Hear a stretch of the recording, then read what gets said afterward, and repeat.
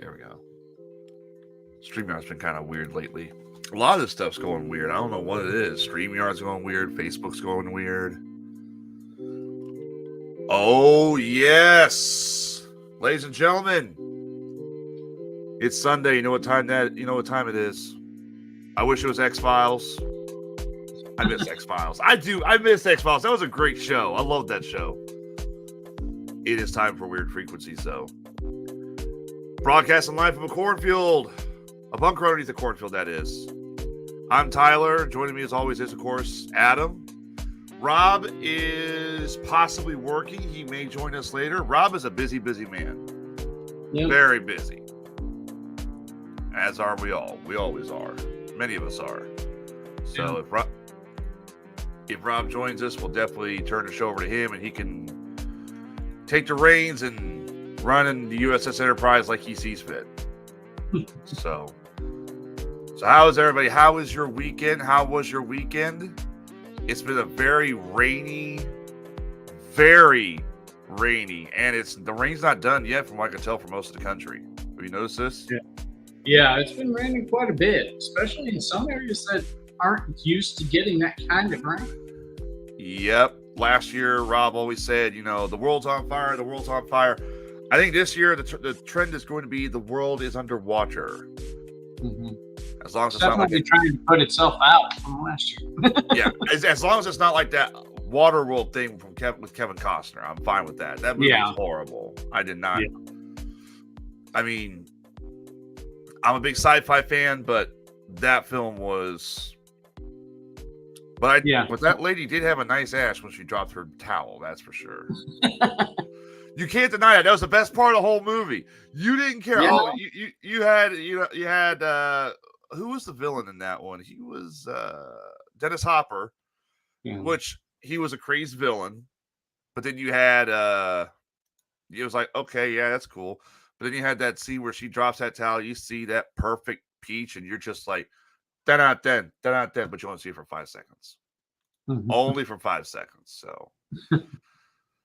So yeah, I don't know if we're going full Water World or if I think it's just a lot of rain. I know that here in Illinois, the rivers are up. Have you seen this? Yeah, I have. My brother, he works for USIC. And he drives around all over the state helping with infrastructure when it comes to cables, when it comes to installing wires, whatnot. He sent me an interesting picture today. I got to look it up. Let's see, where is it? The river in Florence is up. I'm going to send it to myself. Or I'm going to send it in the group chat so that way everybody can see it and I can show. Let's see. That's just me sending a video. But yeah, I think it's weird too, because every once in a while, it's like every 3 years we go through a flood stage in the United States. That's really what it seems like. Like we just get a ton of rain. And then it'll stop, say, July. But yeah, here is the Florence River. He's parked right there. Look at the road; it's gone. Mm-hmm. I mean, that's crazy. It's not even. It's in the middle of May. We're just now at the beginning of May, and this is what we're getting. I don't know. Maybe it'll stop. I mean, last year they said we were having drought conditions, and then all of a sudden we got a bunch of rain. Maybe we're going to get a bunch of rain. Now it's going to be drought conditions. Maybe it'll be reversed. I don't know. I don't even know how high the Florence River can get to. So, yeah. Need to go mushroom hunting, that's for sure. What about you? You mushroom hunt? No, actually I don't. I'm not a huge fan of mushrooms just in general. So yeah, I don't hunt for them or anything like that. I love a good morel mushroom. I do. Those things are just, you find a whole, and I used to go out with a friend of mine to his farm. I used to find like at least several pounds worth. I'm talking a huge amount. Or if I'm talking like Donald Trump, huge amount of mushrooms. Huge amount of mushrooms. But I haven't went in a couple of years because they've had a lot of stuff going on with the family, and it's not the same. Like I went out to my uncle's farm the other day. I only found 6 little ones. I'm like, damn, this time last year I had a whole fridge full. This sucks. Yeah, I know if you find the right people, they're willing to pay for you to go find them mushrooms. Oh, yeah. Especially if you have a well-established spot. If you find the right people, there are times I've seen them go for like $40 a pound on Facebook. Mm-hmm. Yeah. And it's insane. I'm just sitting there thinking, why would you sell it? I'd eat it all. I'll sell you a couple ounces of mushrooms for like $20, but shit, Makes it sound like a drug deal at that point. Like, oh yeah, you got to get that ounces of shrooms. It'll be cool. Hey, y'all got any of those shrooms? Let me get some of them shrooms there. Mm-hmm. All right, so for people who are just tuning in, if you haven't, I know we had some new listeners last week. This show, we usually go over the weird and insane and paranormal news of the week. So that way we cover it, we talk about it. I'm pretty much 100% a believer in a few things. Adam is pretty hardcore set as a skeptic, which is not a bad thing. I try to remain open-minded. I just try to think up the questions. Right. Let's see. I see Bubba. Bubba's in here.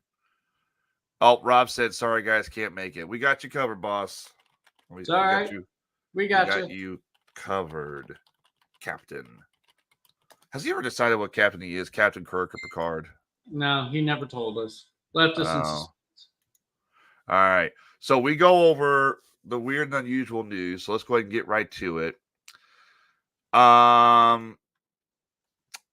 This is an interesting thing. I just heard about this today, and I don't know how this works.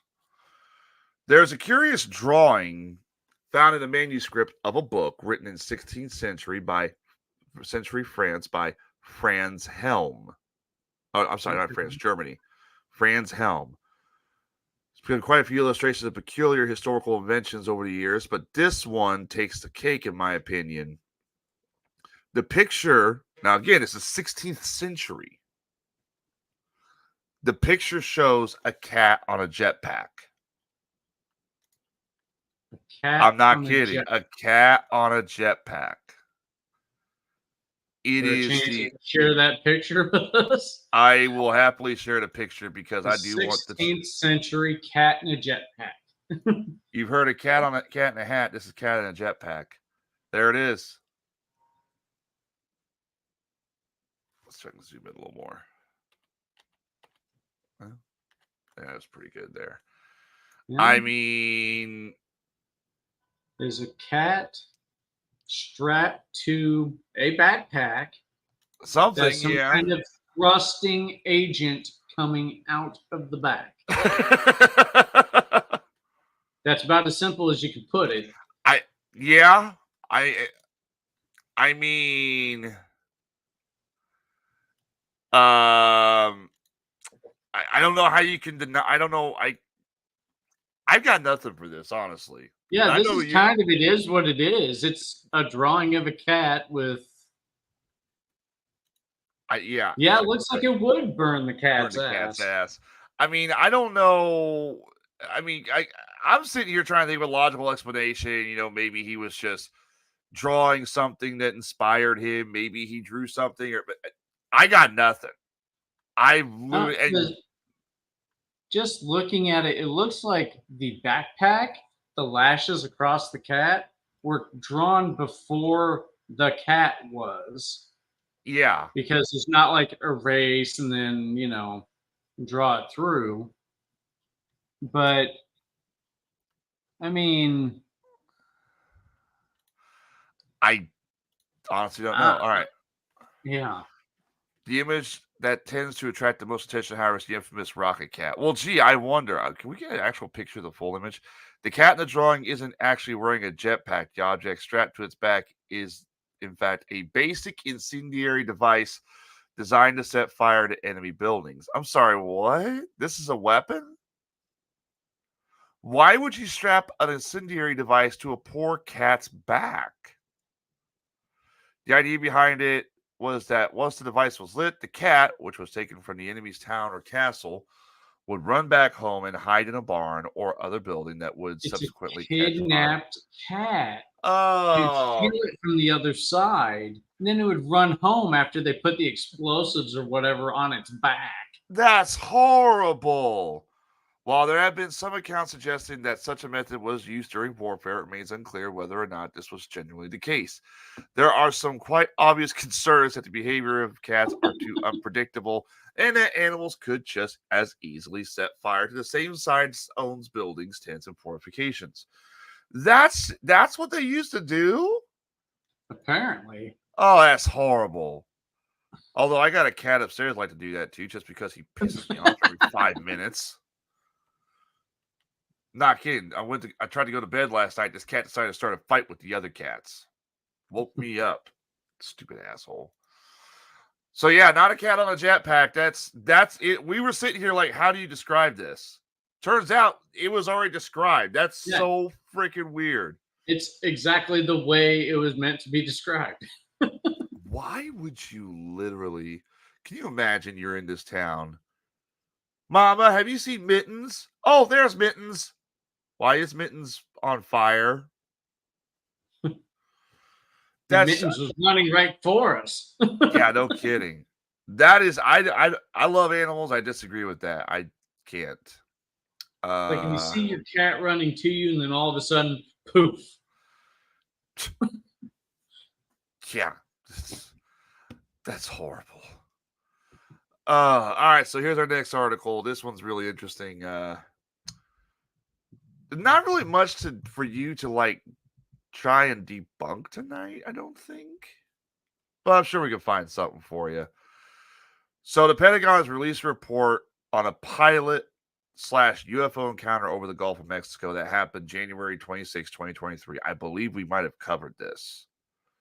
The incident occurred, it was reported by the pilot of a United States Air Force fighter jet during a sortie from Island Air Force Base in Florida.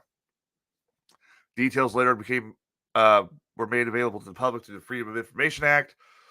According to the report, the pilot had acquired a radar lock on 4 unidentified objects at 16,000 to 18,000 feet, but was ultimately only able to observe one of these directly. Oddly, the plane's radar then malfunctioned and remained inoperable for the remainder of the event. The object that the pilot did manage to observe was described as vaguely pear-shaped and similar to the Apollo spacecraft.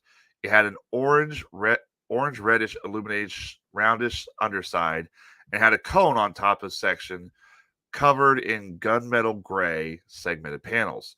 Now, a newly released analysis of the incident, the All Domain Anomaly Research Office, or AARO, has put forward a conventional suggestion for what the pilot encountered that day. They say, quote, although the pilot described the object as uniformly gray in the visible spectrum, it appears uniformly black from the viewing angle of the EO image, which I'll bring the image up here in a minute. The magnified infrared image, see above, shows the object had a strong contrasting signature in the infrared spectrum, the report reads. This contrast suggests either a temperature or emissivity difference or a reflectivity difference between its two hemispheres. With moderate confidence, therefore, the report suggests that the pilot had actually encountered was, ladies and gentlemen, the typical commercial lightning balloon or something similar. Okay. So I'm going to bring up the picture and then we'll discuss, of course. There's the image in question. I'll zoom in on it.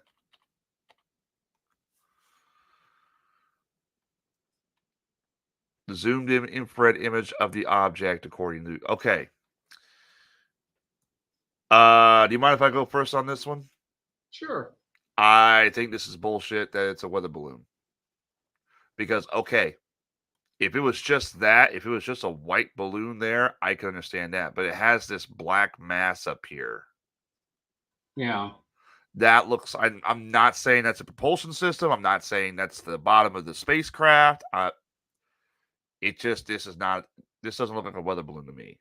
Like if it was just that bottom part and you had like this oval shape up here, I'd say, okay, yeah, it's a weather balloon. But this has like they said, a pyramid shaped black mass on top. What do you think? Yeah, I'm kind of with you on this. It doesn't seem spherical enough to be a weather balloon. Um, it's like there is a definite line and distinctive shape to the top of it that's not. It just doesn't match for a balloon. I mean, for a party balloon, maybe an upside Uh-huh. down party balloon, but not not for a weather balloon. Um, yeah, the bottom is well rounded, but yeah, the top comes to too drastic of a point. Yeah. So Okay, so yeah, here's images of other weather balloons, and I'm not seeing anything similar. well, Like it if would look like that if the weather balloon was rotated yeah, 180 degrees. if it was Then maybe, rotate, if it was rotated up on its side on its bot, if it was like flipped over, I could see yeah, that. I could see that, but I'm not it's really not going seeing. to do that on its own. No. It's just not. Now another thing too is also what position is the photo or is the camera facing when it takes that? Is it rotated around so it looks like it's upside down? I don't know, but Yeah, I mean, just looking at some of these weather balloons here, obviously the weather balloon thing, it's that's not true because I'm not seeing anything. Again, that one there, same shape, just has to be flipped 180 compared to the. yeah, I mean, I don't know. UFO, yes, still unidentified object. Bring it back up. Weather balloon, probably not. yeah, I can't with this one. I mean, and the fact that they label it just a weather balloon, just say it's an a UAP, unidentified aerial phenomenon. Say that. yeah, UFO, unidentified flying object. I mean, just say you don't know. Be truthful. yeah. Because, I mean, yeah, this just, it's not. It's not. Unless it's flipped around, it's not. And it couldn't fly up right. in that position. It couldn't. Yeah. So, yeah, it's unidentified. So, yeah, we got to go that direction. It doesn't look like anything Yeah. um, that we've seen other than an upside down weather balloon. So, but in order for it to fly, it can't be upside down. yeah. So, That to me just seems like, yeah, I I don't would know. kind of err on the side of, UAP, UFO, things like that, sheerly because it's unidentified. I mean, even if they sat there and said it was like a piece of debris from like a satellite or one of the space shuttle launches, Elon Musk's launching space rockets almost every day. Every day. You can't tell me you couldn't just sit there and say no, it's a weather balloon.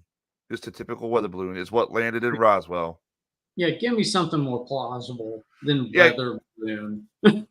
you guys saying it's a weather balloon. It's like you saying we don't know, but it's not an alien because fuck you. That's what it feels like. It is kind of insulting. It's like the American people can see it. We're two guys right here on a show watching this. We're telling you that's no weather balloon. Yeah. Okay, let's get to the next one. I guess we'll stick with the aliens for a little bit. This is a weird story here. Situated in the Victoria area of Buenos Aires, Argentina, the popular tourist attraction, which is known as the Meso del Ovini, which translates to UFO Museum, has been the home of UFO researcher Silvia P. Rez Simondin for almost 20 years. Inside, visitors can view extensive collection of UFO-related items ranging from archival material, newspaper clippings, and famous cases to objects that are alleged to have been of alien origin. The museum also houses archaeological relics which have been believed to have been of extraterrestrial significance, and it was mostly that authorities were interested in when they raided the premises. So the police raided this museum. In total, they confiscated some 60 items, most of them archaeological artifacts, including a mummified foot that had been advertised as that of an extraterrestrial entity. Why? Yeah. Why? It turned out the museum. Okay, here we go. It turned out the foot was among the objects that had attracted the attention of the Peruvian embassy, which alleged that the museum was in violation of an agreement that exists between Peru and Argentina regarding archaeological artifacts. And when the embassy informed authorities in Argentina, the decision was made to raid the building. Simondine has since argued the foot had been found by her sister in Peru. And we're having trouble streaming to YouTube. Just maybe YouTube's in. What happened here with YouTube? We just got kicked off YouTube, apparently. Really? Yeah. I think we're still on the air.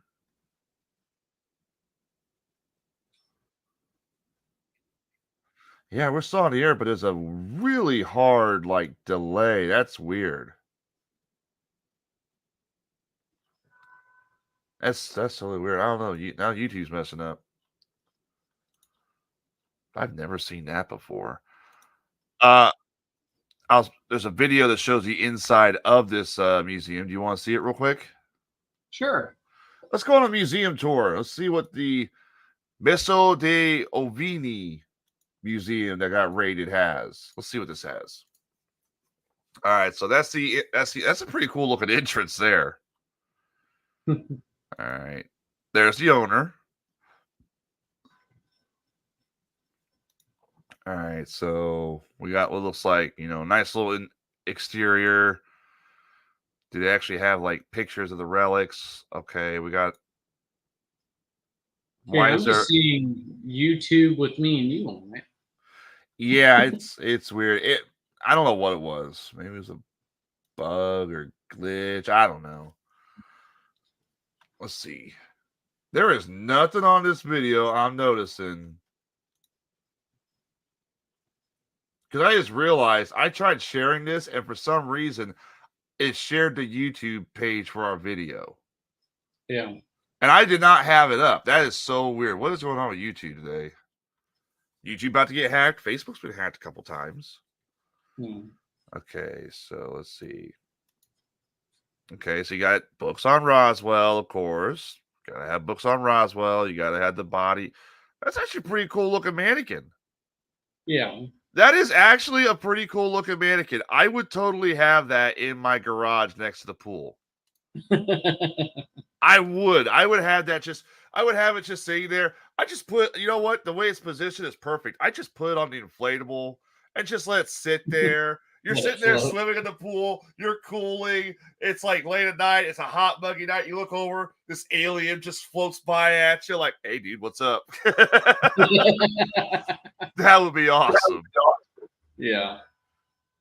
Let's see. So there's that. There's a little bit about. I do recognize that guy, but I can't think of his name. Okay, so here we go. They got clippings from Roswell. It's all a bunch of Roswell stuff, definitely. It's all a bunch of stuff from that's a weird looking painting. I want to see his photo here. What is that? That's weird. I mean, it looks like it's mostly just like they said, newspaper clippings. Was kind of hoping we would get glimpses of the artifact. Okay, there's a wall of the best ones. There's what looks like Kecksburg, if I recall. Those look like just balls of plasma. Yeah. So this girl's definitely got an extensive amount of articles. There's some ball lightning too, right there. That's ball lightning. Yeah, that's Kecksburg right there. They still get UFO visits to this day. Oh, what's that? I saw an alien head. I wish I could understand Spanish so I could know what they're saying. Yeah, I'm not seeing anything that can remind me of who owns that. Yeah, what is that thing? So it's just a mask that someone made from memories of seeing it?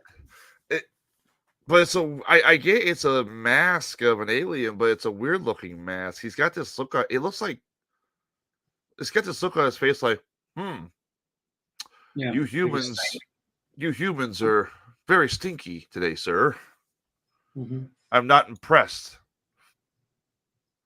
I mean, that's cool looking, yeah, but it's got this weird look on his face. Let's see.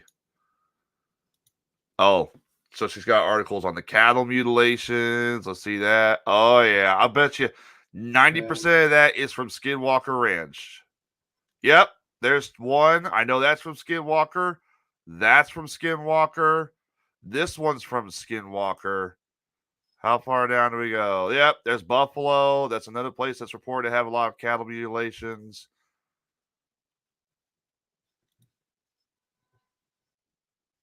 She got this alien standing behind her.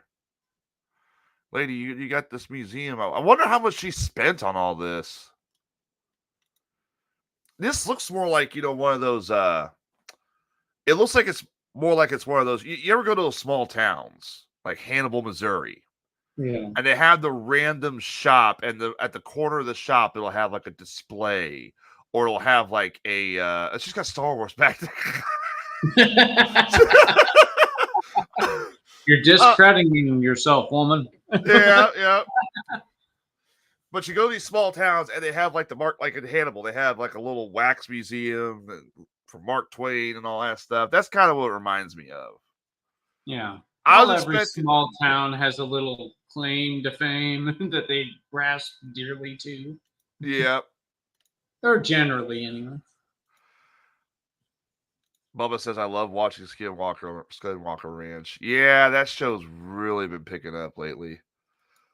All right, here's another article. We'll go over this. We talked about this a couple weeks ago, the Nazca alien mummies. Remember that? Yes, I do. Where we tried looking at the body of one because it's in such a weird position, but it's so bizarre looking. Well, they found DNA inside of it, okay? The headline literally says, I probed the Nazca alien mummies. Get out of there! Quit probing that. I'm sorry, I had to. DNA proves they are real and coexisted with humans, claims the investigator. All right, so here's the article. We told them long ago, probe that alien. Probe that alien, you'll get those answers. Yep, that's how it works.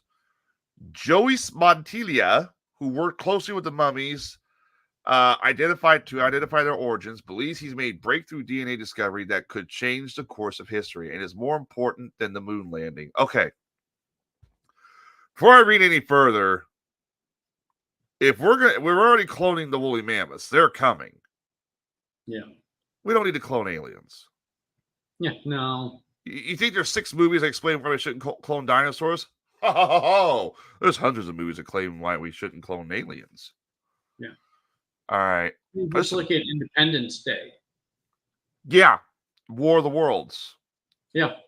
Several mysterious extraterrestrial-looking mummies, dubbed the Nazca mummies, have been found across Peru in a set of chilling discoveries.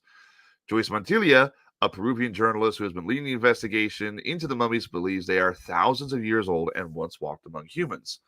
The mummies were stumbled upon by shock explorers and caused mass speculation over where they came from, with some even saying they were aliens. Joyce and his fellow journalist, Jamie Masoon, made headlines last year when they presented 2 of the mummies discovered in Palpa and Nazca, Peru in 2016 to the Mexican government. But now their investigations caught the attention of the public once again as a presentation of their newest mummy, dubbed Montserrat, descended into chaos. The conference held in Peru was stormed by cops hoping to seize the alien. What? The conference held in Peru was stormed by cops hoping to seize the alien-like body, but only a picture of the mummy was shown on a screen, with the real one hidden in an undisclosed location. Why are they okay? Why is the government trying to get the alien life form? The alien corpse, I think it's supposed to be more precise like. Critics, including the Peruvian government, the conference held in Peru. Never mind. Critics, including the Peruvian government, have slammed the project, saying the bodies are nothing more than dolls made by artists. But Joyce says he has proof showing the figures were previously undiscovered creatures who existed 1,800 years ago in tandem with civilization. The Nazca mummies presented at the conference in 2016 appear to be dried up bodies of miniature 2-foot tall humanoids with bulbous heads and 3 digits on their hand. But Montserrat, presented later, is a much larger non-human specimen and stands about 3 feet tall, although it shares the same extraterrestrial features. Joyce, along with his colleague Jamie Masson, has been leading an investigation into the mummified aliens. He exclusively told The Sun, this comes from The Sun, so take it with a grain of salt, details of the most profound and chilling find yet. All right, is this where you talk about the actual DNA? This is what I want to know. He claims that one of the most recent mummies found, Montserrat, has a 3-fingered tridactyl foetus inside of her. Foetus or Foetus? Foetus? It has to be fetus. No, photos. What's a foetus? It has to be fetus. Whoever wrote this article just misspelled completely horribly. He claims that this disproves the notion that the bodies are dolls, as he says it would be impossible for sculptures to make them appear pregnant. He also says the mummies have a fetus. It has to be fetus, yeah. Yeah. He also says the mummies have a bizarre DNA makeup that could not be created by modern day technology. Okay, let's hear about this DNA. There is documented and verifiable DNA which implies that 4 genes were combined to create a being. That cannot be done now, even with all of our technology. 4 genes. So a double helix? That's what I'm wondering, because humans have a helix. That's what we have a double helix. It's 2 that was around. Yeah, most life forms, most organisms on the planet that have DNA, of course, that's pretty much all of them, have the double helix. So I'm wondering if you're right. Does that mean it's a quad helix? Is that what he's trying to describe here? Even with all the money and all the science in the world, this cannot be done by a human. Joyce is certain his findings will change the course of history and compare their significance to such major historical events such as the moon landing or discovering. I gotta bring this up because I just lost interest in this article 100%. Or discovering the Earth was flat. Nope. Again, let me reread the paragraph so I'm not Joyce is certain his findings will change the course of history and compare their significance to major historical events such as the moon landing or discovering the Earth was flat. Are you kidding me? Are you kidding me? Is this a quote? Because then the person saying it believes that the Earth is flat. It's not a quote. I think it's from the author themselves who wrote this. Just the author themselves. Oh, yes. Okay. He added that even archaeologists are baffled by the mummies and only say that they are anthropomorphic beings, but cannot offer further explanation. There is physical evidence that human beings have coexisted with another species similar to ours, he said. Joyce thinks this changes absolutely everything for him. If there's one of the beings that was shown last year, although the reporter is sure evidence is compelling, others are not convinced. Flavio Estrada, an archaeologist with Peru's Institute of Legal Medicine and Forensic Scientists, said they are not extraterrestrials. They are not intraterrestrials. They are not new species. They are not hybrids. They are none of these things. That is a group of pseudoscience who, for 6 years, have been presenting with these elements. He added their dolls made from animal bones from the planet joined together with modern synthetic glue. It's a totally made up story. So if that's an animal bone, that's a hell of a carving to carve in the bone to make it look like a face. Like if you did that, my God, you're good. You probably could whittle anything. Joyce has slain the Peruvian government and believes they are trying to silence him as officials barged into a conference where he was presenting his latest findings. Authorities falsely believed the body of Montserrat was at the venue and wanted to seize it before he put it on a freak show. See, there's the other body that was presented last year. There's the other two bodies. Yeah, I remember me and you going over those two pretty, pretty thoroughly. All right, so there are some new photos. Okay, so apparently the one we were trying to decide, I didn't mean to cut you off. I'm sorry. No, it's fine. The one we were trying to decipher, its name is Montserrat. This is the one you and I kept looking at. Like, this is so weird looking. Like, is it mummified? Is it human? What is it? There's some new pictures of him, which gives us a better glimpse at him. Okay. So there is our buddy. Oh, yeah. We now know his name is Montserrat. Okay. Okay. For if he's only 3 feet tall, he's got to be he's got to be bigger than 3 feet tall. If mummification causes you to lose all your water and you basically dry out and dehydrate, then the possibility is he was taller than 3 feet, because they're claiming in the article he would have been 3 feet tall. I don't think so. He would have had to have been taller. I'm thinking if he was standing straight up, like legs extended, holding his weight, I'm thinking probably about 5 feet. So this is something I find really interesting. This is an X-ray of Montserrat.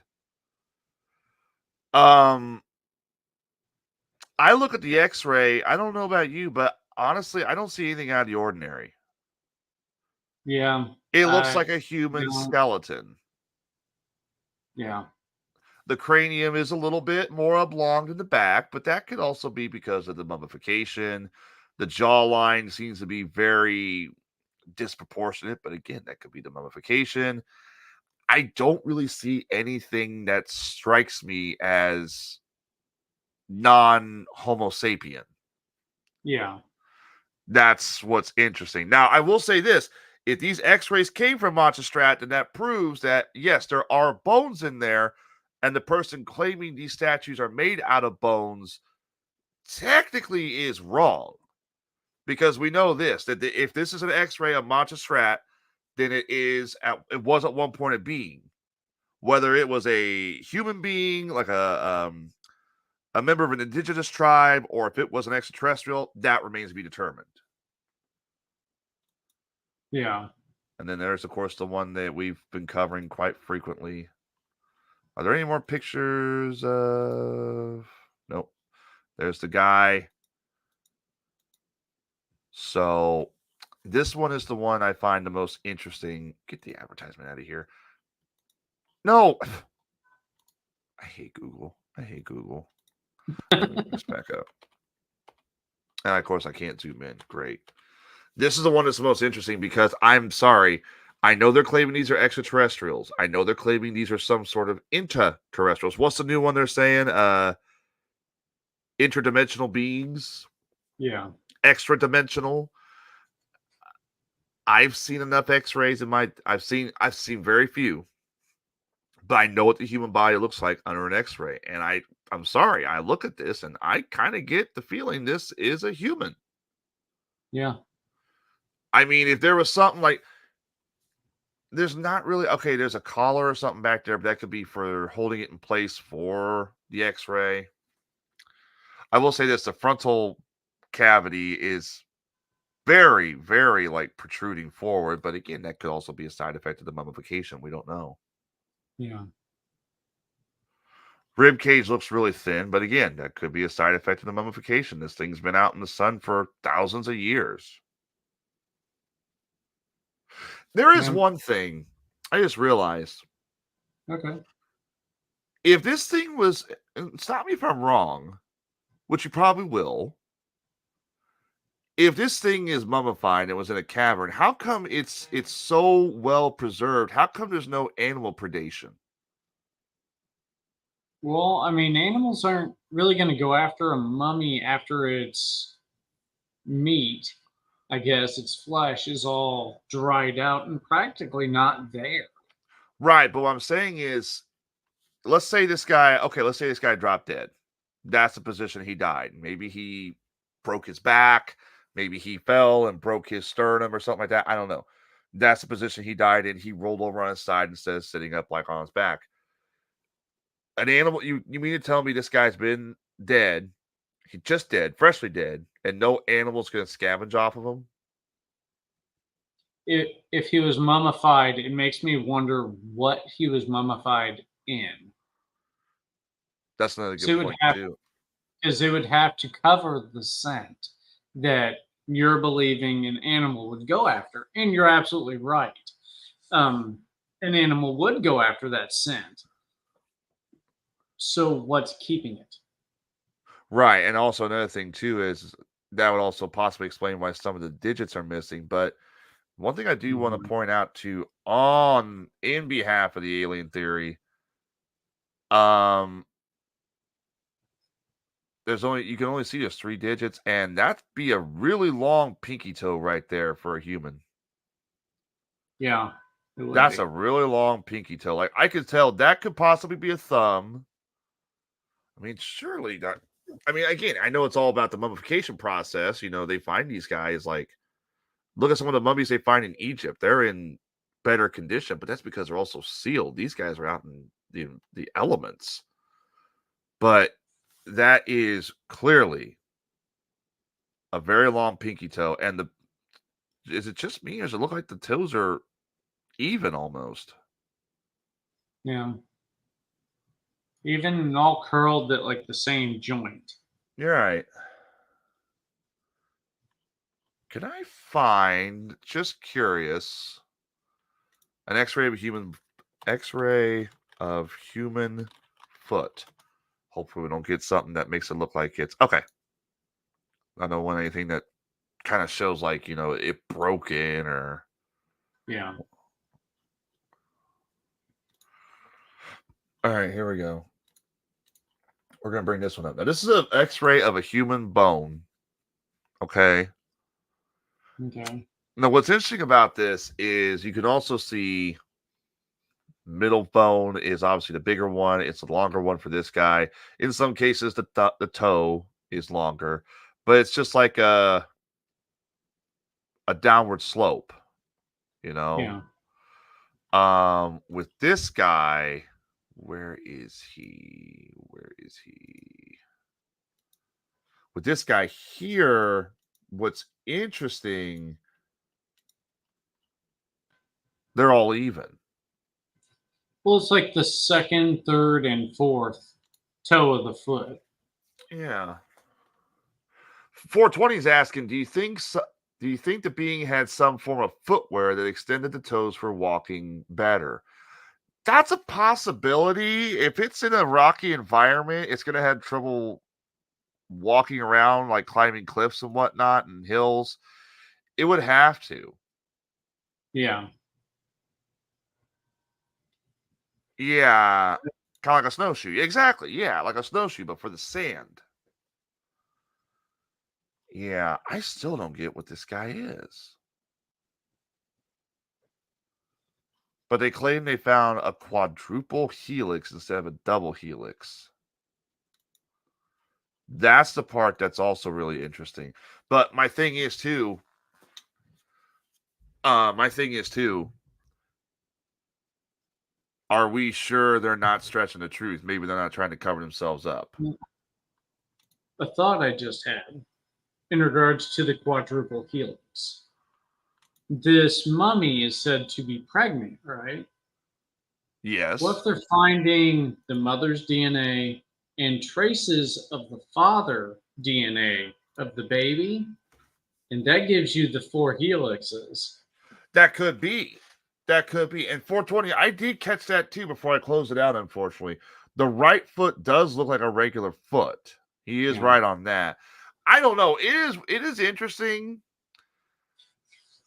I would like for them to actually, what they need to do instead of going to the sun, obviously, that believes in the flat Earth, is actually have a press conference and say, "Look, we have found to be a mummy that is pregnant, and instead of having a double helix, it has a quadruple helix, a four branched helix." Yeah. And then explain, okay, where'd you get the DNA from? Was the DNA taken from the baby inside the stomach? Was the DNA taken from the body of the mummy?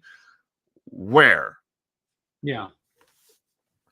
And then if they have to, they need to take the body, whichever this body, and they need to take it to someone they can rely on in another country or something. Because it sounds like Peru wants the body for some reason. Yeah.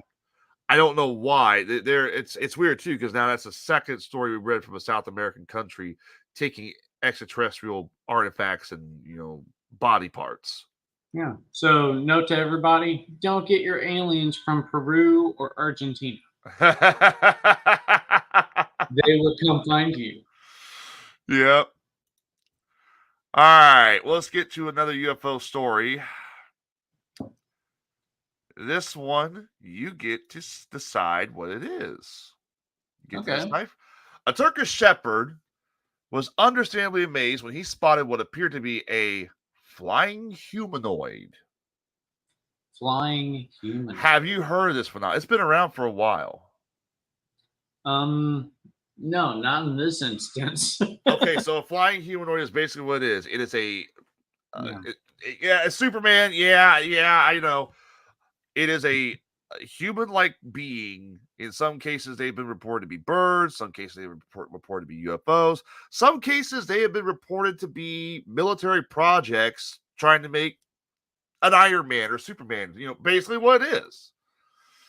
They're just trying to make a Mark I suit. Yeah, the strange sighting, which witnesses managed to capture with his cell phone, reportedly occurred last month in the village of Kuktepe. It's Turkey. I can't pronounce Turkey. Recounting the experience, Shepherd Murat Cook explained that I noticed that an object suddenly appeared in the air while grazing my animals in the pasture. Particularly astounding to the witness was the anomaly resembled a dark figure complete with arms and legs. As soon as I saw the object, I got excited. I was able to follow the body in the air about a minute before it floated away to a point where I could no longer observe it coming forward with this footage, claimed Murat. So, let's show Adam what supposedly a flying humanoid looks like. Bring this up here. I'm going to mute the audio because it's probably going to be in Turkish.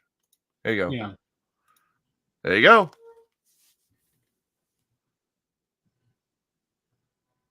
Okay.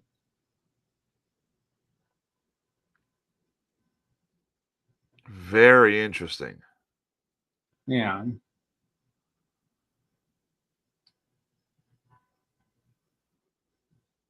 So it's like, just from seeing it, how we've been seeing it, it looks like maybe the backpack itself is on the back of the chest, and the rest of it is to kind of protect the legs and arms.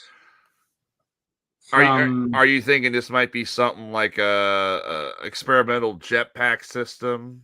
Yeah, kind of. 420 is even saying a person in a jetpack. Yeah.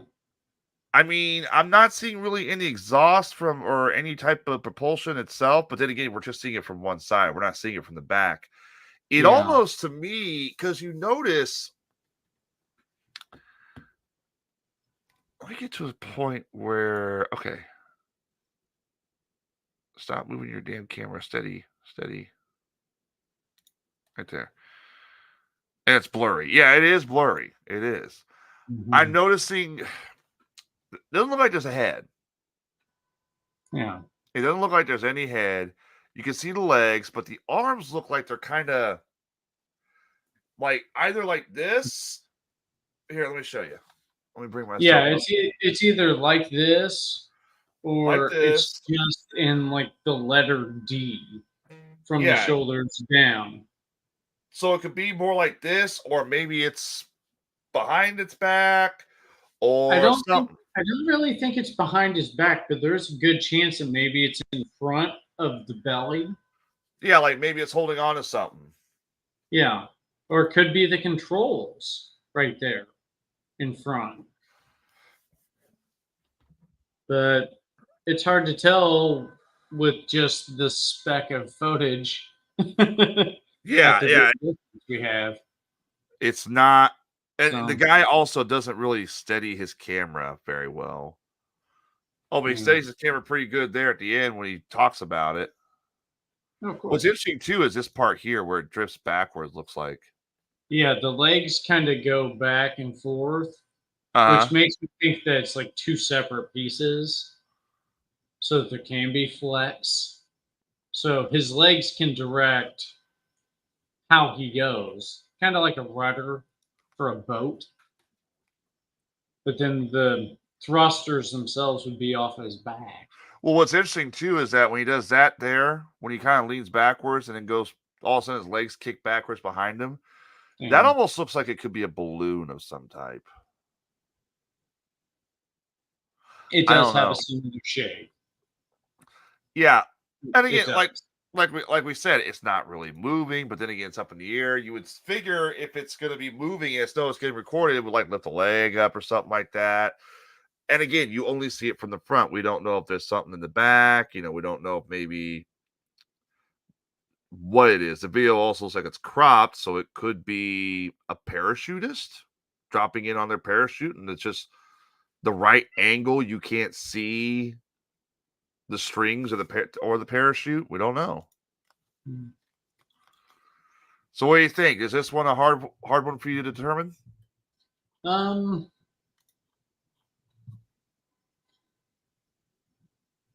I'm still kind of leaning toward main and jetpack, even if it is like a prototype type of deal.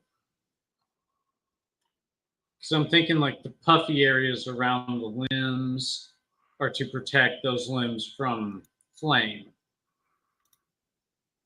Yeah.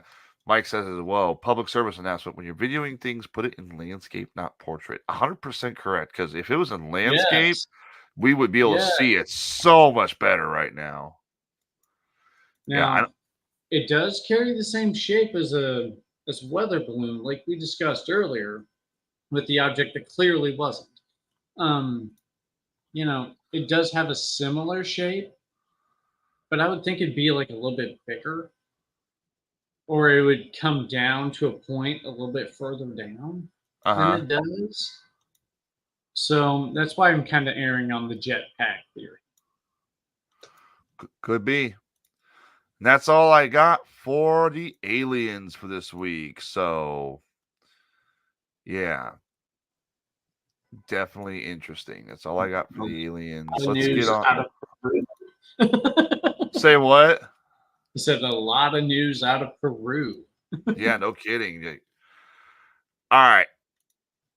Next thing I got up. Let's see. Crazy world news coming out of Florida.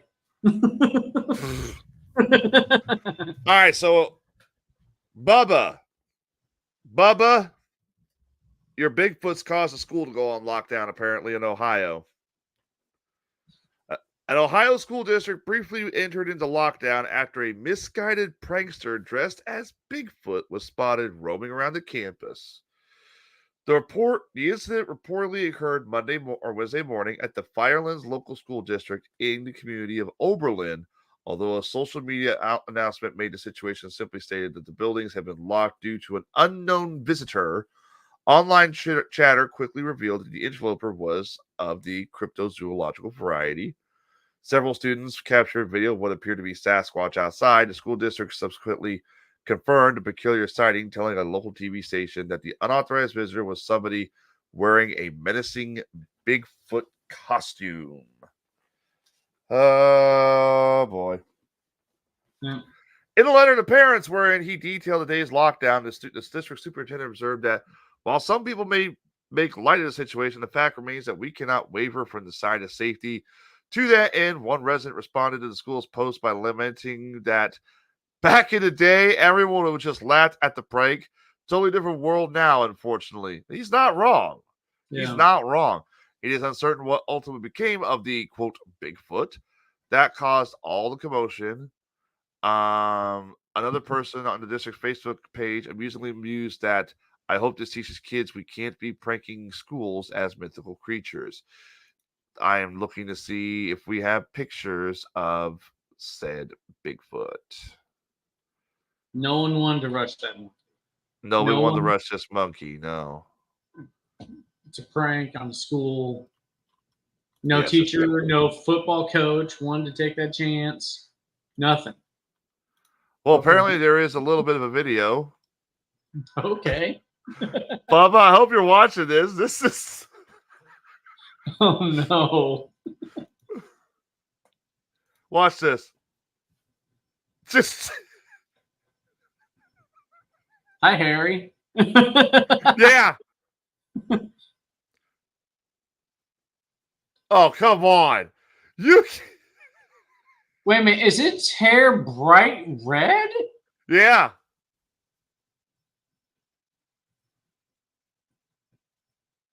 I am pretty sure a Bigfoot would not run. Oh, Ashley Home Store.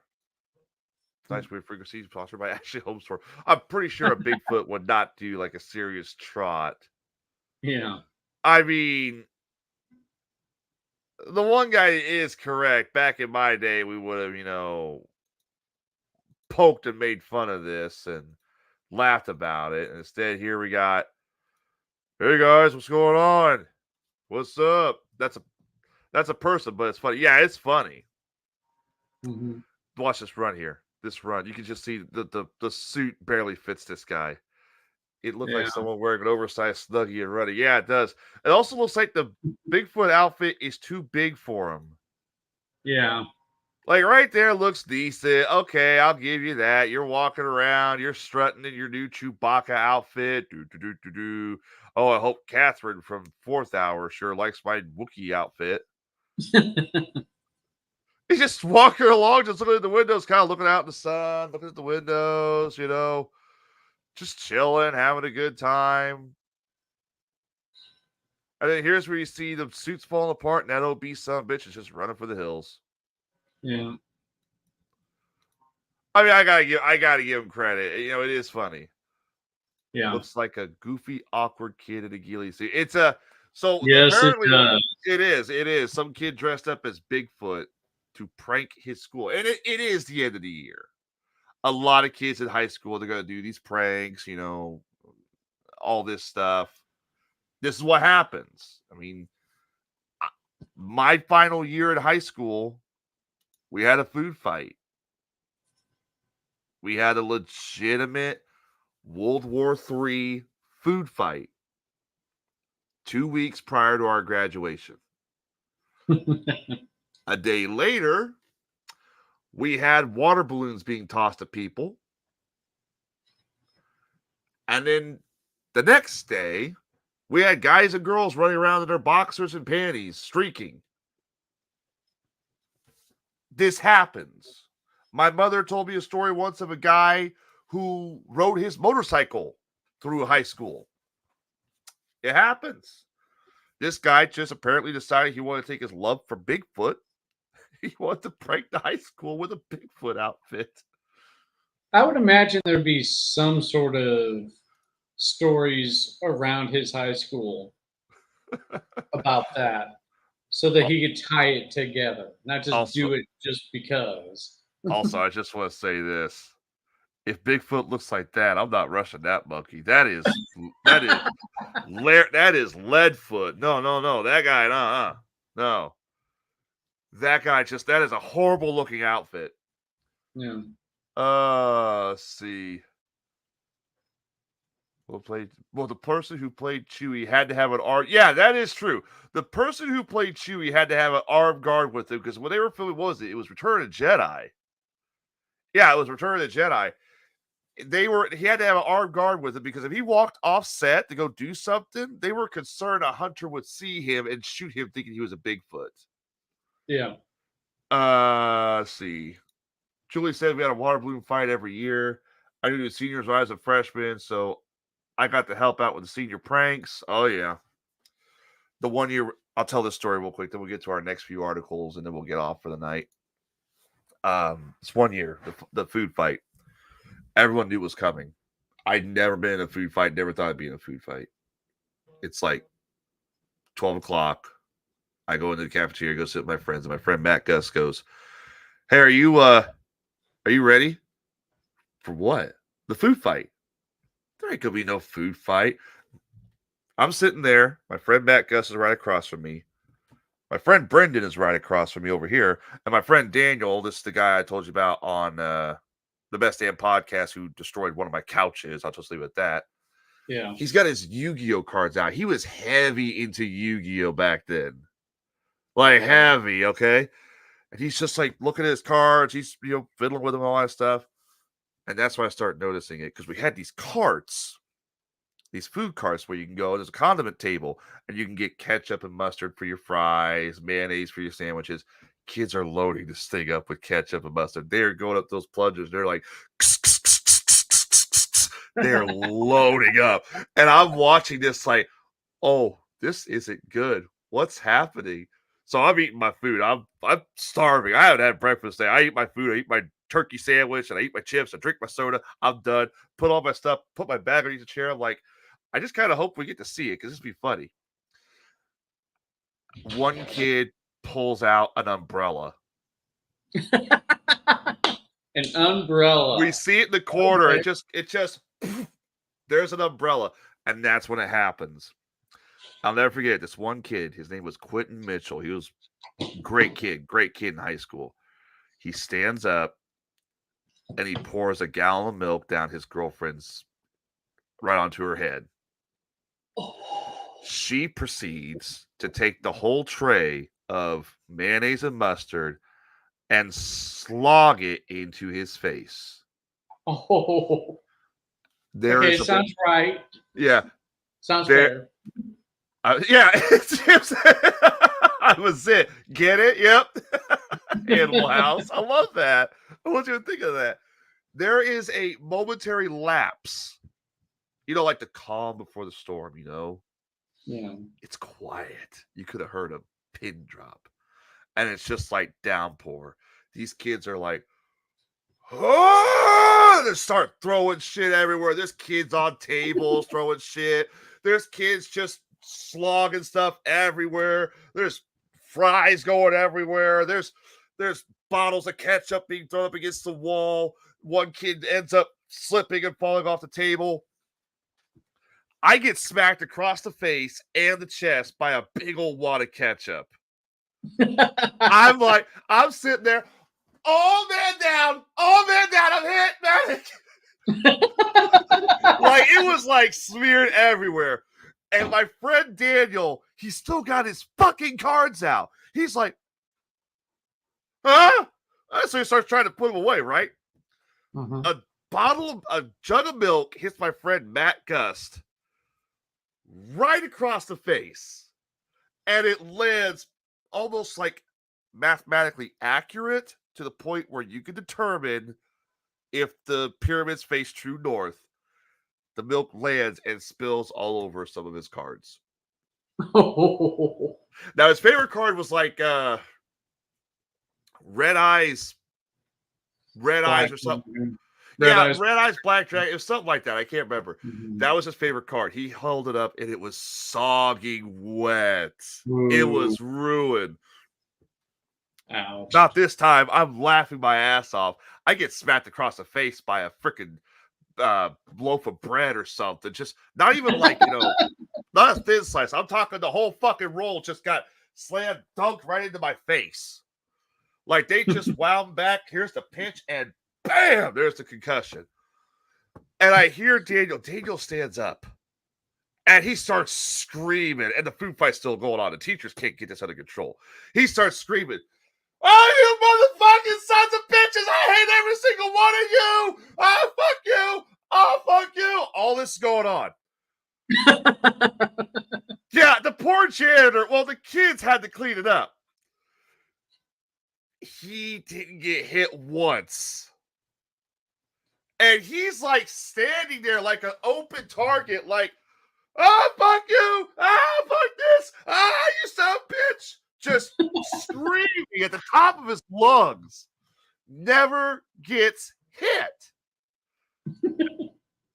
Finally, the food fight gets settled down. Everybody stops. Everybody's out of food. These kids have started. They're being wheeled off. They're being told, oh, well, you can't walk across stage now, blah, blah, blah. Quentin Mitchell was like, I don't care. The day of my graduation, I'm shipping off the Marine boot camp, which he did.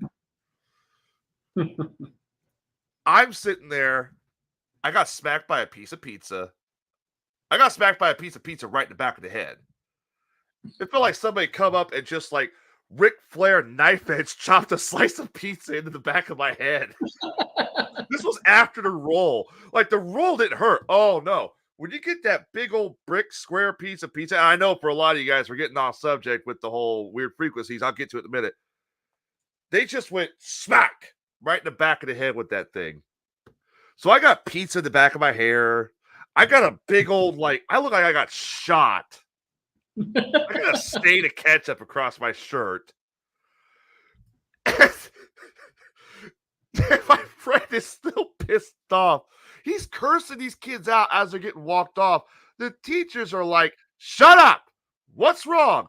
They ruined my cards. Shut up. And they're leading the kids off. They don't care.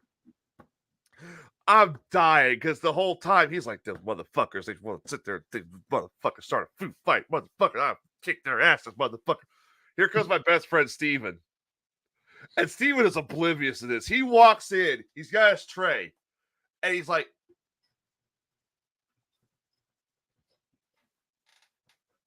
it was all over the walls. There was a tray hanging on the wall. What? They had loaded it with so much stuff. Somehow it created an adhesive and stuck to the wall. It was like everywhere. He sits down. He looks at me. I look like I got shot. My friend Brendan got away scot-clean. My friend Matt, he got pelted by a jug of milk. And there's Daniel, just red as hell. He goes, does anybody know where I can get some ketchup? They took those away for some reason.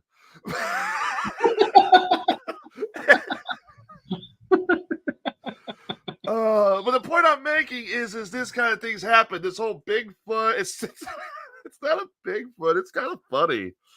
But you look back at that stuff and you laugh at it. You laugh at it because you're just like, yeah, that's funny. You don't put the school on. I mean, in this day and age, I get it. There's a lot more going on in the world, but you don't put the school on lockdown because some jackass is walking around in a poorly bought Bigfoot suit. You point and laugh. You point and laugh. Anyone got the ketchup? Oh, gosh. I mean, I will give this kid credit. It's creative. It's going to leave some memories, but you don't need to lock down the whole damn school just because he walked in a cruelly made Bigfoot suit. He walked outside of the school. Yeah. Out of the school. He wasn't even inside the school. Outside the school, turned around, left. Yep. And they locked down the school? They locked down the school is what they said. Come on. Yeah. That's ridiculous. All right, let's get to a few more news articles and we'll do some videos and we'll end it for a night.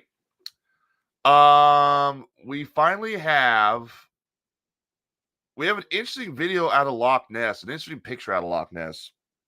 Okay. This is our second Loch Ness monster sighting of the year, just a few months before they do their whole big new annual Loch Ness monster search, where apparently NASA is actually looking to possibly giving them some equipment to explore with.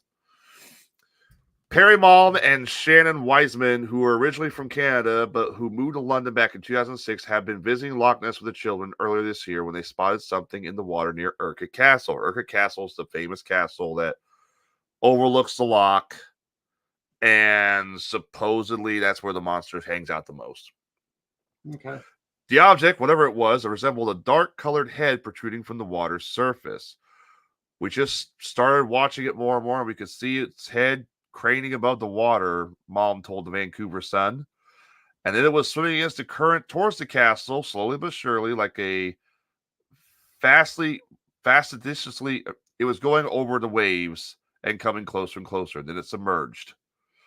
The couple decided to send the picture to the official Loch Ness Monster site registry. We had the photos here. We're going to share the photos with everybody. All right. These are the photos they took. Bring it up. There you go. There's the original photo. Okay. There it is, a little zoomed in. And there it is, more zoomed in. Definitely not causing a food fight. Yeah. No. Gotta be careful though. It may shut down the school.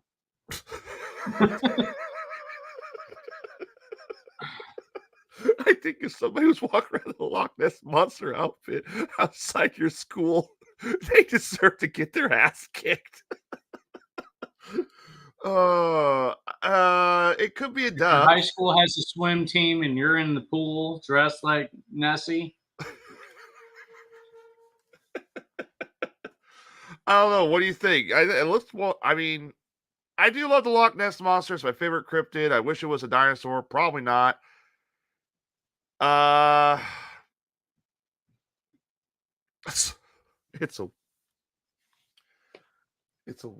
could be a duck. It kind of looks like it might be a duck. Yeah.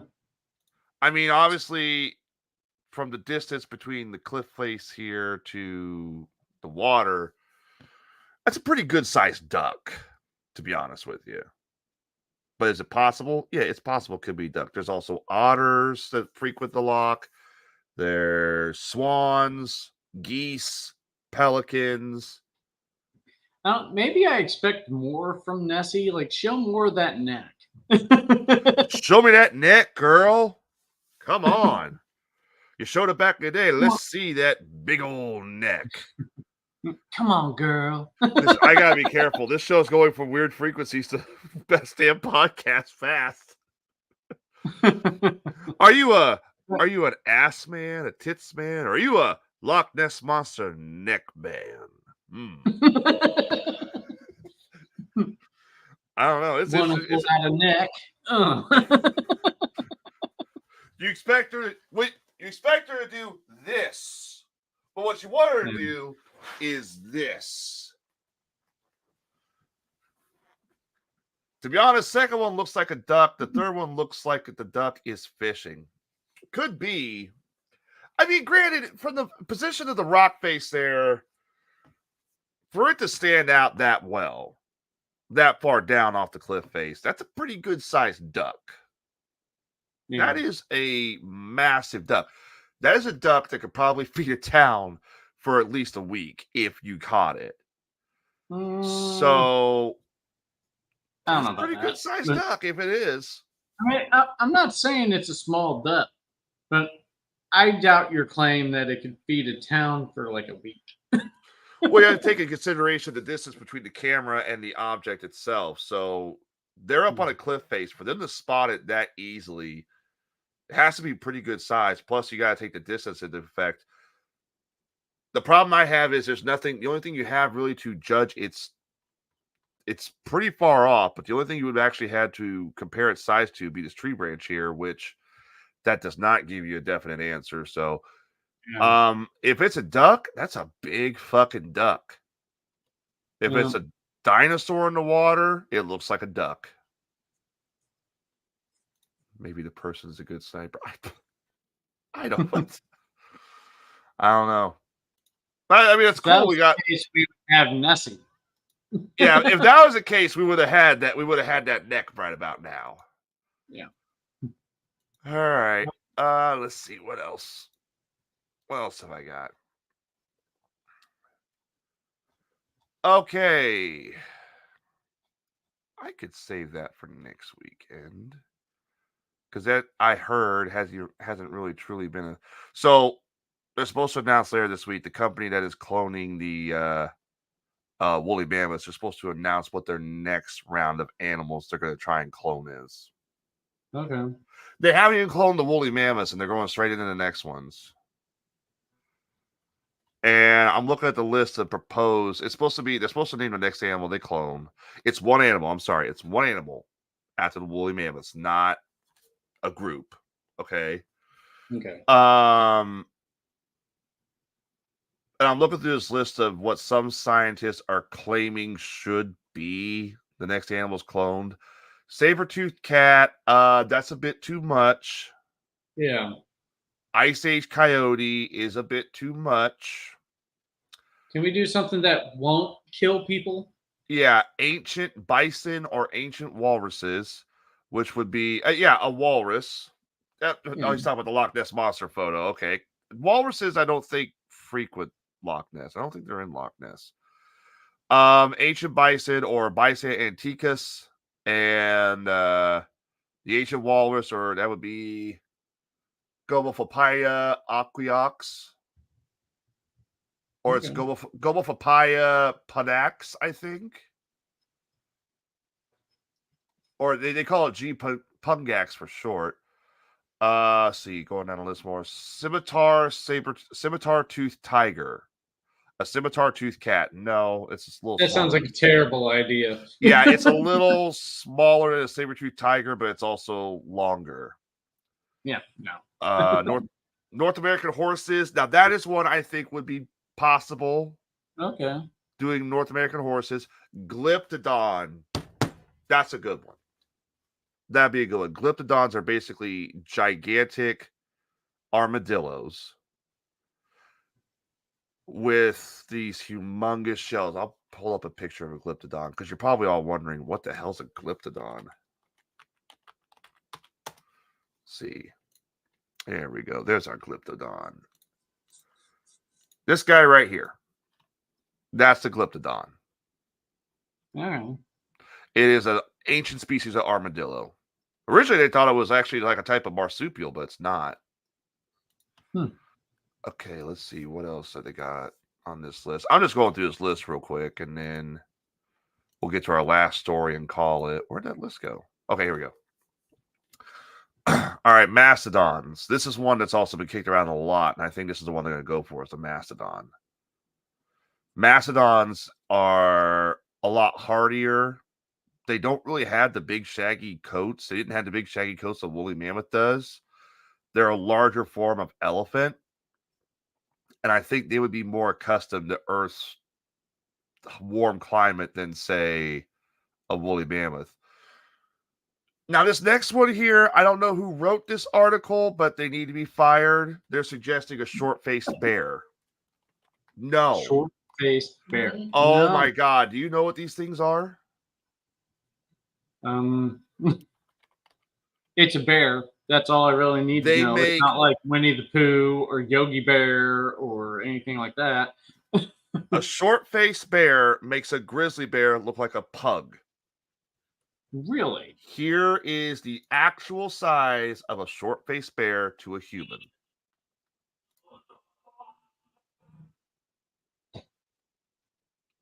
What?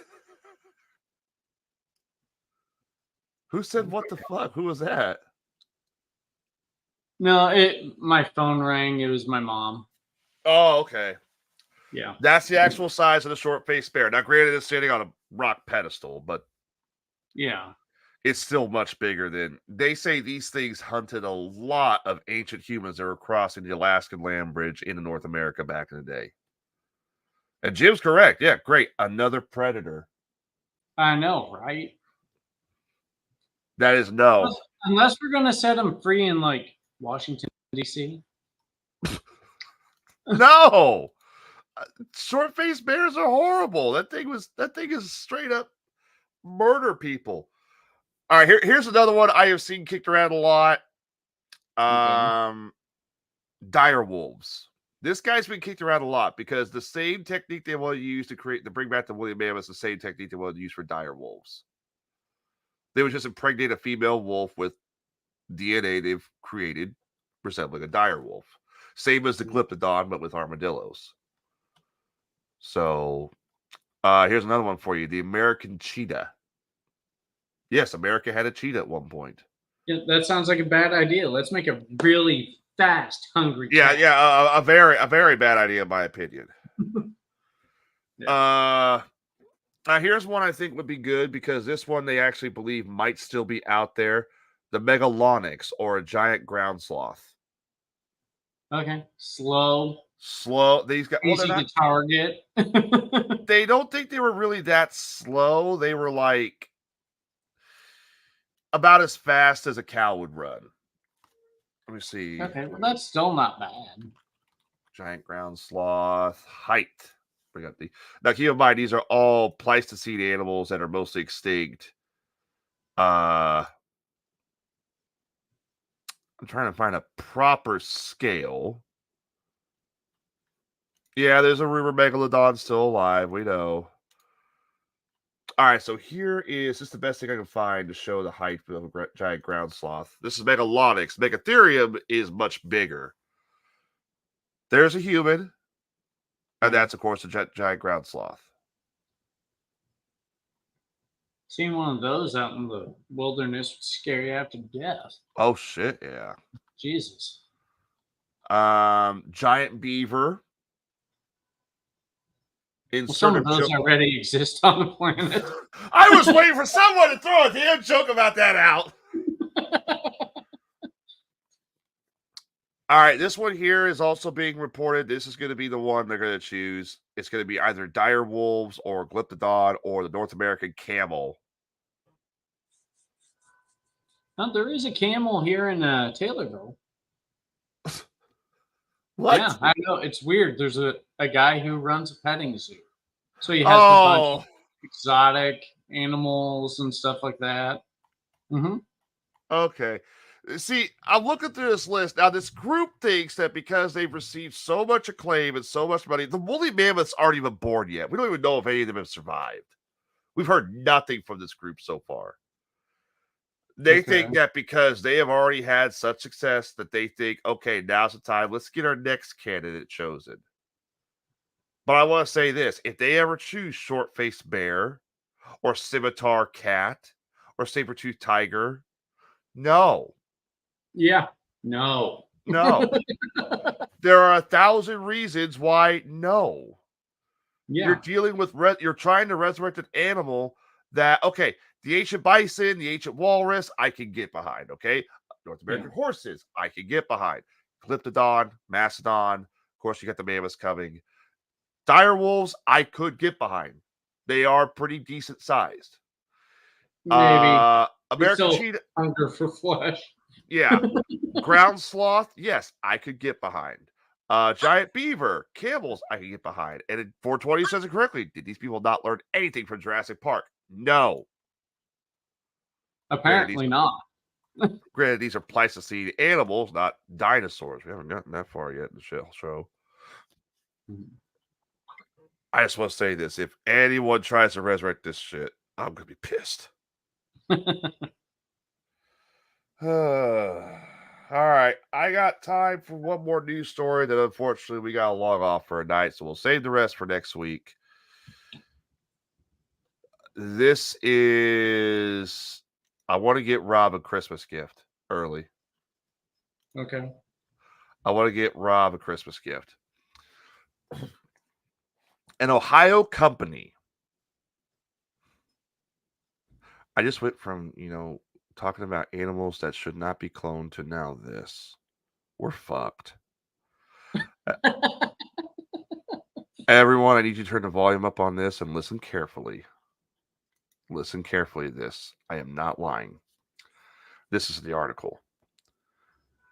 An Ohio company that manufactures flamethrowers has unveiled a rather unsettling new addition to their line of products. A robot dog that can shoot fire up to 30 feet. So would you call the dog Tank? Dubbed Thermometer. Ready for the probing. The nightmarish. Stop! I gotta be professional on this show. The nightmarish creation is the brainchild of the business Throw Flame. In announcing the creation of the first of its kind automation, the company stressed that the flamethrower-equipped dog is not intended to be a weapon and put forward several practical uses for the remote-controlled device, such as so if it's not intended to be a weapon, what's it intended to be?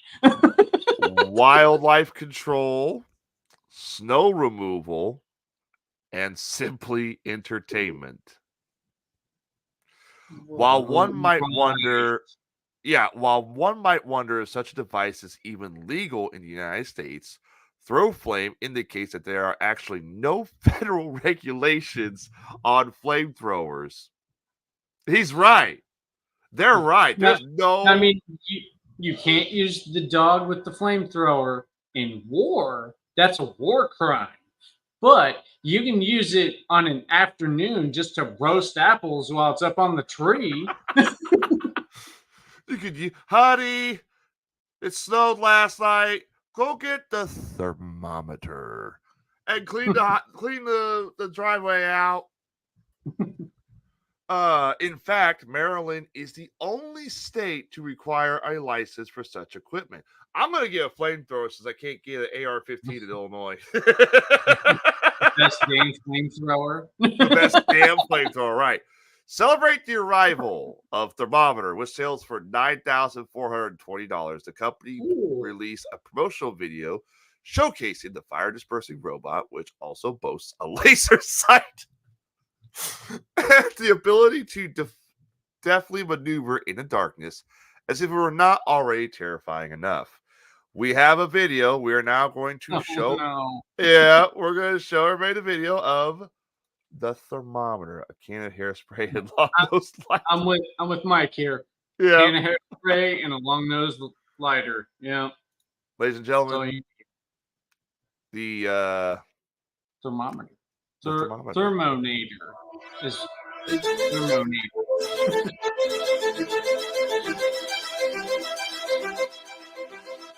Yep. Oh, that's that looks horrible. That's terrifying. Imagine that chasing after you. Oh yeah. Oh geez. We'll see a flamethrower in action. Let's go. I'm not buying this for Rob for Christmas until I see a flamethrower. Let's go. Come on. Yeah.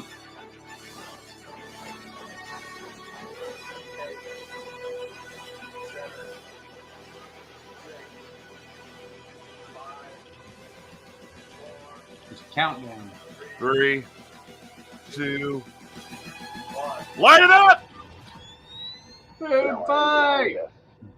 The destroyer of worlds. Oh!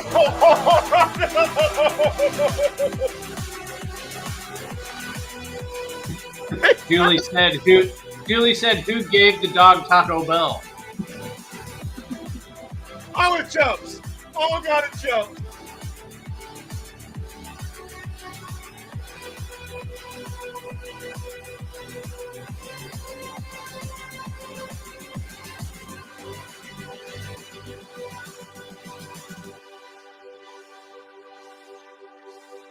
This is a horrible idea. Yeah, it is. This is a horrible idea. I'm going to get Rob one for Christmas.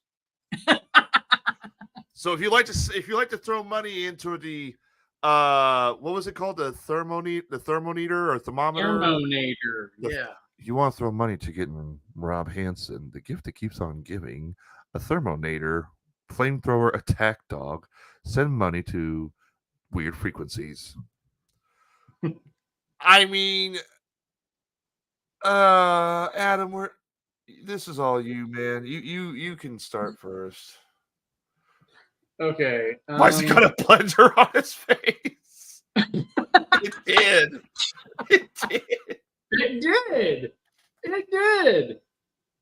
It's upside down, but it did. So it can blend you up a soup and then heat it up by itself. And it jumps too. Yeah. We're going through enough time. Okay, there's your first Terminator. For those of you who are keeping tabs, wondering what you're fighting in the apocalypse when AI takes over, that's your first Terminator-style enemy in this video game coming up. The Thermonator. Yeah. It was a matter of time, I guess. They used a robot dog like that to explore a cave and on Expedition Bigfoot. That's the last thing he needs. Well, I wouldn't be afraid to send it into a cave after a Bigfoot as long as it has a flamethrower on it. That's the last thing you need. You find a cave. Is there a Bigfoot in there? I don't know. Let's find out. Send in the Thermonator. Just starts walking in. 20 minutes later, it's the laser wire gets tripped. You hear this.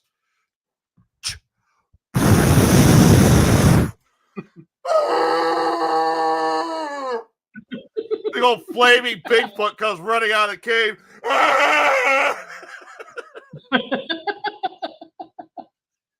Well, I guess it's real now. How do you like your Sasquatch? Medium rare, charbroiled, blue, pink, or medium? Well done? That motherfucker running well done. Oh, God. And it's going to stay on a megaphone.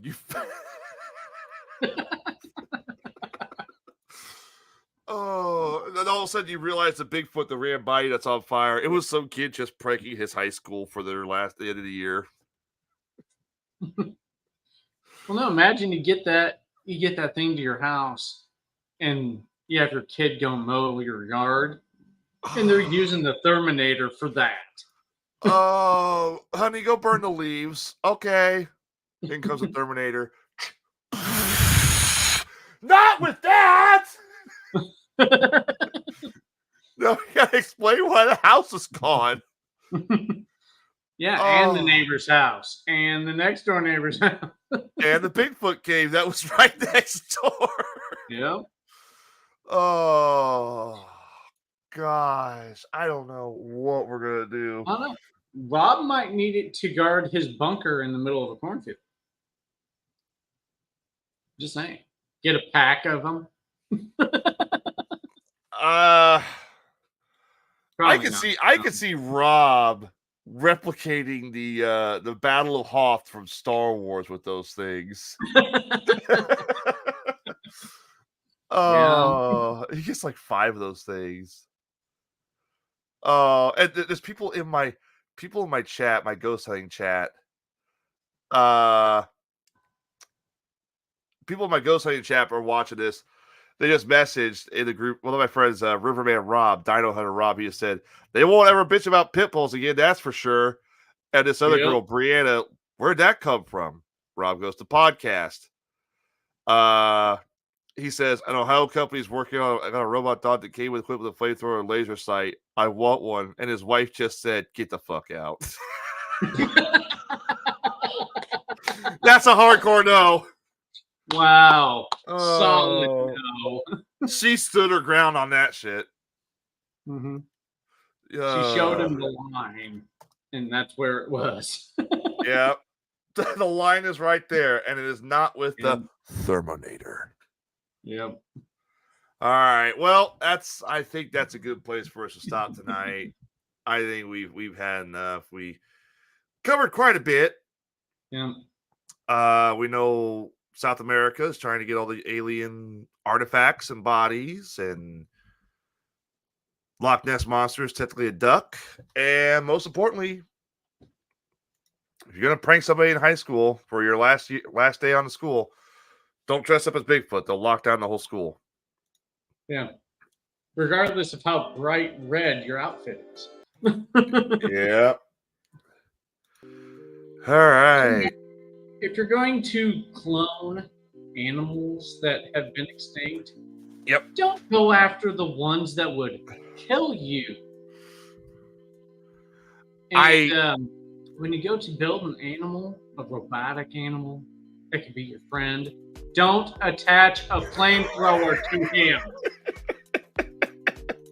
Jesus.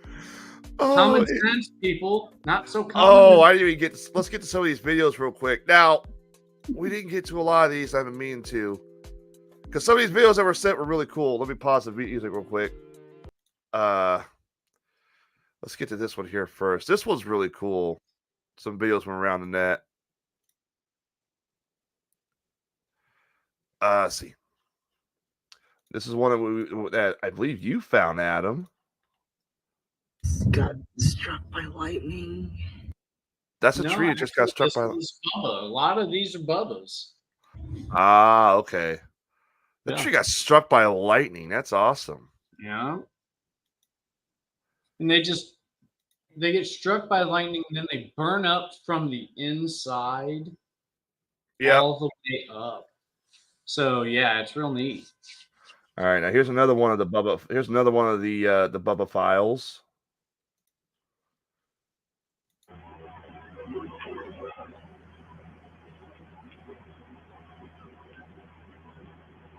That's AI. Maybe. Okay, that I've heard. I've seen that one before. That is pretty old, and that might be legitimate. Let me restart this over.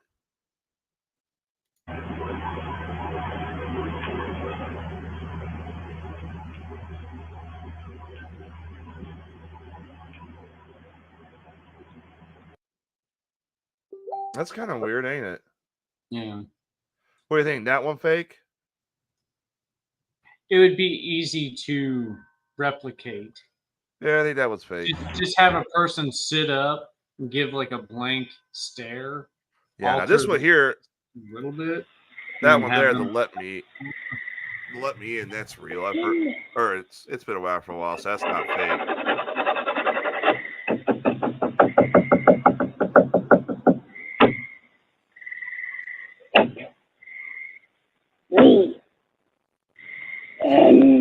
Big yawn.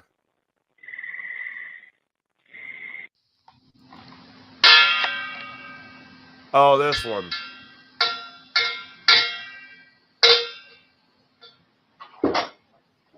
Whoa!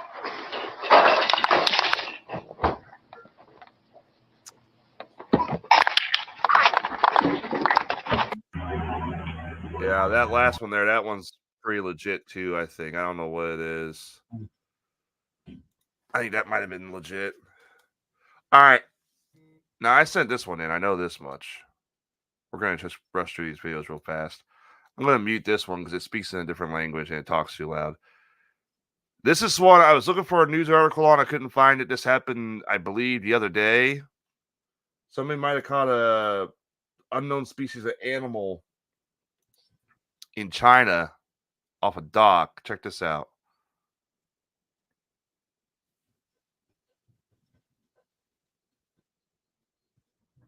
Almost looks like an alligator.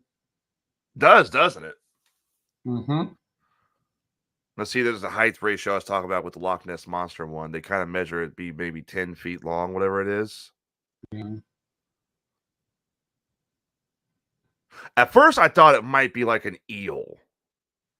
But that's a big-sized eel. And plus, look at the swim patterns. Eels don't swim like that, unfortunately. Yeah. They kind of do like a quick flicker. This one's more like an alligator, like you said. Mm-hmm. Yeah, I don't know what it is. Let's see. Let's get one more. Bubba saying croc. Trying to get one more. Let's get one more of these Bubba files. Okay. Here's one. I'm going to play you a video. I want you to tell me, is this real or fake? Okay. Here you go.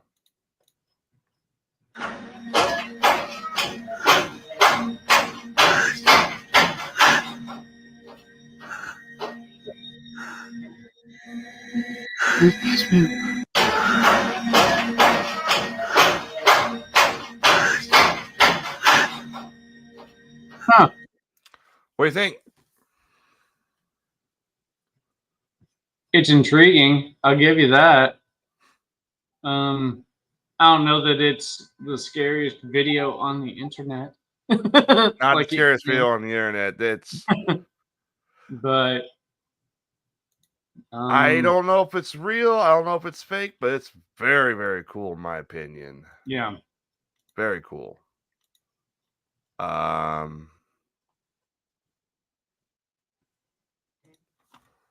Okay, my friends are here. Hang on. All right, so I'm sorry. Gotta end it. Julie's even like creepy. Those are some of the Bubba files. We'll start getting some more videos gathered up and start sharing them on the next show. Maybe Rob can chime in and say what he thinks. Maybe we can do a segment where it's like I choose 5 videos that could be real, 5 videos I know are fake, and you guys decide which was real, which was fake. That's fine with me. I think you mentioned doing that a while back, didn't you? Mm-hmm. Yeah, let's do. Mm-hmm. I'll bring it up to Rob. We'll do that. We'll do that. All right. It's the wrong one. There we go. Sorry. All right. Well, it was kind of a slow week for paranormal news. Unless you're in high school and Bigfoot just trolls by and flips you off. Or unless you live in Peru. Unless you live in Peru. Or you just bought the Thermonator. Well, but then you're making your own stories then. Remember that forest in my backyard? Hey, remember that ghost problem I thought I had? Not anymore. I set it on fire and something ran by, but it was screaming bloody hell. Remember that old barn out on your uncle's farmland? Yeah. Never threw down? I took care of that. Me and my dog. All right. Adam, where can we find you at next? Next time I'll be on, I believe, is on Mayhem's Amigos on Sunday at 4 p.m. Next Sunday, obviously. All right. And as for me... How about yourself, Tyler? Where are you going to be? Well, you can always catch me here. I'm always helping with this show, but I'll be on the Best Damn Podcast every Wednesday and Friday. We got a couple events coming up on the show. We'd love to see some of the Weird Frequency fans help out. We're trying to raise money for St. Jude's Children Research, Wrestling for a Cure. All proceeds go to St. Jude's for children's cancer research and treatments. We have a fire sale. This is where we do something stupid, and you guys make a donation, and we'll do that. Coming up May 24th, log on to the Best Damn Podcast on Facebook. I'm sorry, I'm getting a little heartburn right now. Log on to the Best Damn Podcast. I'll put a link here in chat here real quick, so that way you guys can follow it. But we do a lot of crazy stuff. It's a free comedy show, so if you know anybody who is needing to laugh, send them our way. We'll help with that. Also, on June 2nd, we're going to be doing another interview with another musician, Jordan Longmire. This guy has a wealth of knowledge when it comes to music. His father was one of the founding members of the Bay City Rollers. He's worked a lot with music behind the scenes. He worked with, we just had Derek Moody on the show a while back, Bloody F Mess. He's worked with a couple albums of his. Jordan Longmire will be coming on the show for an interview, a special edition of interview, June 2nd. And me and Fat 420, I believe, are going to interview him and see what he's got in store for the future. So that's what I got. There's a link to watch for us on Facebook. And let me get this real quick. I really need like a third producer on this show. This is where when Rob's talking, I'm usually getting all this stuff pulled up. But if you don't have a Facebook, which we know many of you people do because Facebook's kind of garbage lately, there's our YouTube channel. You can get us right there. So check it out. You won't be disappointed. It's the Best Damn Podcast. All right. That's it for us. We will be back next Sunday at around 8:30 for another edition of Weird Frequencies. You guys have a great week. Enjoy playing with your Thermonators. And if you're going to go graduate high school this week, congratulations. But please, oh please, do not go running around dressed as Bigfoot. You'll cause a lockdown. Creative. Harmless, yes. But in this day and age, not a lot of people have comedy. So, No. Now, apparently, Tyler, you guys have a TikTok as well. Yes, we do. I'm sorry. I forgot all about that. I got to get all these links just gathered up. So, dang, podcast. 420 needs to whip you in shape, Tyler. No kidding. No kidding. If you want to find us, our best of clips on TikTok, there you go. The Best Damn Podcast 1. So, all right, guys. Have a good week. Stay safe this week. Watch the weather. Watch the rain. On behalf of everybody's favorite Starship Captain Rob Hansen, I'm Tyler. This is Adam. We will catch you all next Sunday on Weird Frequencies. So long, everybody. See you guys.